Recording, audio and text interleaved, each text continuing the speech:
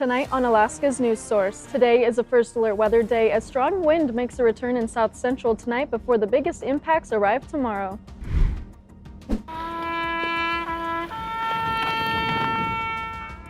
Hundreds gather at JBER to honor soldiers with a wreath laying during this holiday season. Plus, at least 2 are dead and more are injured after a shooting at Rhode Island's Brown University. You're watching Alaska's News Source.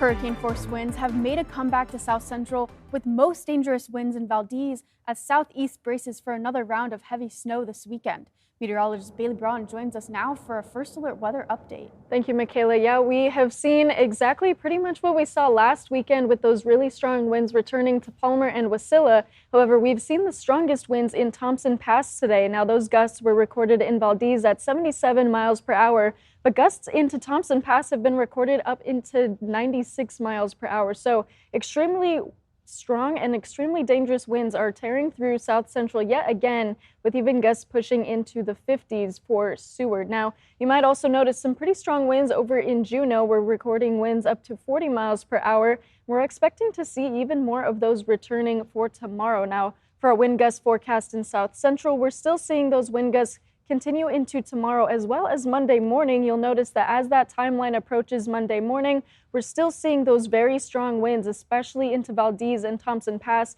with gusts forecasted still up to 80 miles per hour or more.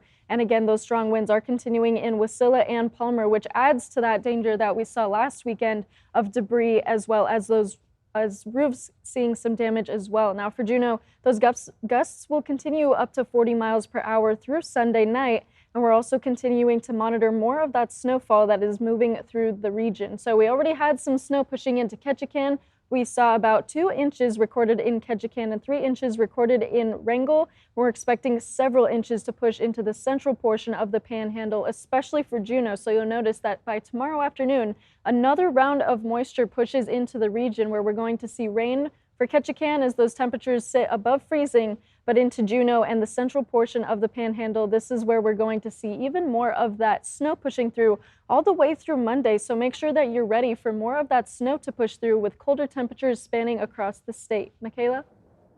And the weather caused safety concerns last night in North Pole as inches of snow fell, leading to the city leaders scrapping the parade of lights just hours before it was set to roll. In case you missed it, Adrian Peterson was on the scene as events unfolded. I'm a little disappointed. I figured, hey, we're an interior Alaskan community. This is just another day in the life of, and we're going to do this. But there are safety concerns, and there are the community that we got to worry about. So, described as a magical illuminated procession of decorated vehicles, the parade was meant to go through the city of North Pole. But safety was the top priority for City Mayor Larry Turch. You know, we got a foot or more of snow out here in the medians on Badger Road. It's really a safety concern for our citizens, and when we canceled it, it was still coming down. While the spirit of Christmas will continue on, it's clear that the folks and festivities in North Pole must submit to Father Winter, and the future of the parade remains uncertain. Adrian Peterson, Alaska's News Source. It's been a chilly day in Anchorage, and some took the plunge, getting even colder. 3, 2, 1!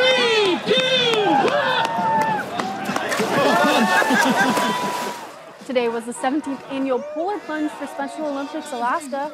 The organization's president and CEO says more than 800 people came out to jump into Goose Lake.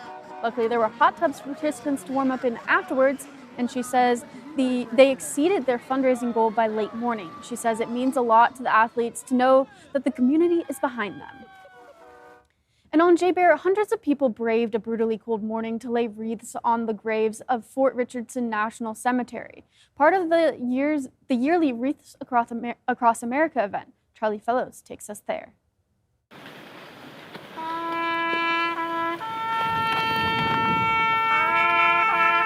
There is tough and there is Alaska tough.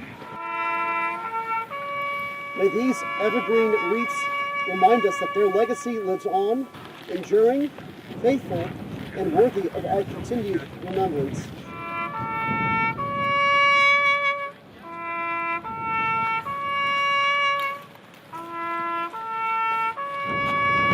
The bitter cold and the wind is Alaska. our veterans who fought at Kiska and Attu in World War II.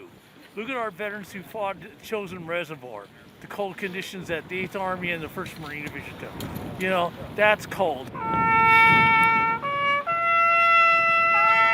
who serves here in the Arctic feels the warmth of this community despite the Arctic cold. It's the way that we take care of each other. Halt! Halt! Present! Push!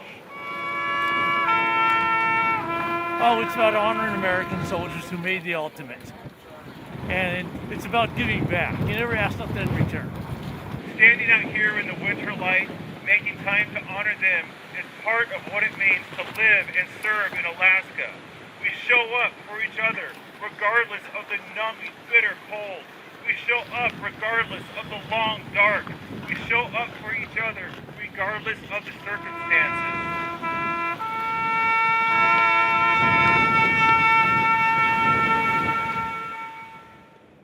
Today's ceremony was one of more than 5,000 taking place all across the country to honor fallen veterans.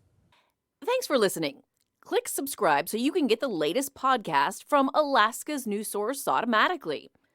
And stay up to date with breaking news and in-depth reporting available for free 24/7 with the Alaska's news source app.